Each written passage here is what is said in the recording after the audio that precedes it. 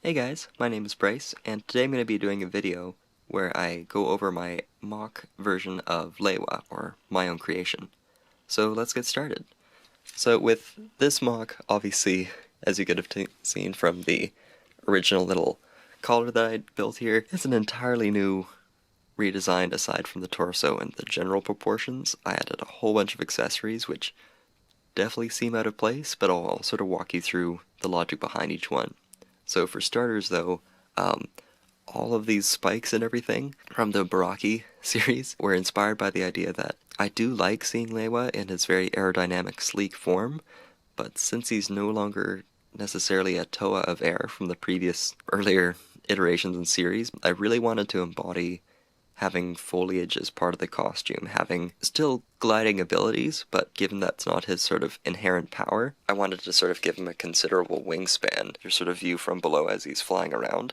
So that generally explains why he has all these extra spikes and whatnot. Now his weapons still draw in this sort of pivoting motion, as you can sort of see from the side here. You can quickly go from flight mode and a battle mode in a moment's notice. By the way, with these shadows, I'm still trying to figure out my lighting setup, so it will be hit and miss until the next video. So to explain the collar, which is probably the one slightly unusual element to it, the idea is that that would actually be a hidden sort of secret extra weapon. Okay, so in this scenario, just imagine that Lewa's weapons are gone. He's totally unarmed. Because he's Lewa, I mean, masks can go missing, things happen. So he needs to sort of have a backup plan. He does have one final weapon that he can arm himself before he has to just go with fisticuff. So what Lewa can do is he can actually remove this part of his costume, and suddenly he has a massive thorny whip at his disposal. He's back and ready for action now. Now of course, it is very flaily. One thing I haven't explained yet, but you probably may have guessed from the version of Kopaka that I did, he still has the hip pivoting motion, which is very hard to animate given how far away I'm reaching over the camera. However, he also has a secondary motion, which you probably may have guessed from the previous video that I showed with Kopaka, but his arms can swing back and forth. Again, it looks much better from the side, where you have a fair bit of motion. With a bit of practice, you can get pretty used to it. Just flailing around. So that's kind of the last resort, but it's nice where it just kind of folds back up again. Unfortunately, you do need to remove the collar. However, there is a special spot for that. But in the meantime, all you need to do is move the creature's head on top, and in this case, Mellum gives him a nice big hug, and then you're ready for battle. As I've shown in Kopaka before, you are still able to move the pendulum within this. Again, it's much easier to do from the back when you're not leaning over a camera.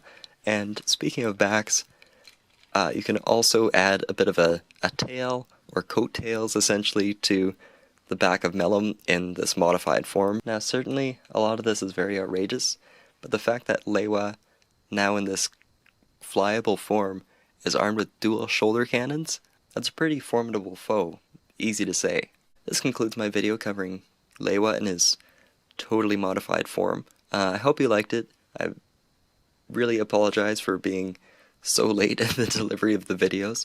Hopefully there can be a quicker turnaround. I've just been sick and then slightly sick for a while where my voice was just not operating as it should. But aside from that note, the good news is I've got a whole lineup of new heroes to come out in mock form of the 2015 versions, which you'll sort of see as they come along. But the main point is that they'll be coming out hopefully more consistently now. And the biggest news is I want to try and release it before the summer wave has come out, even though we've certainly seen a lot of the toys being even just poked and prodded at the toy fair. Still going to give a hands-on review of those guys, but before then I'll have videos released for the Toa of the past as like a sort of throwback, possibly Throwback Thursday thing, if I can get my scheduling together. So hopefully we can both see that soon. Anyway, thanks for watching guys, and I'll see you next time.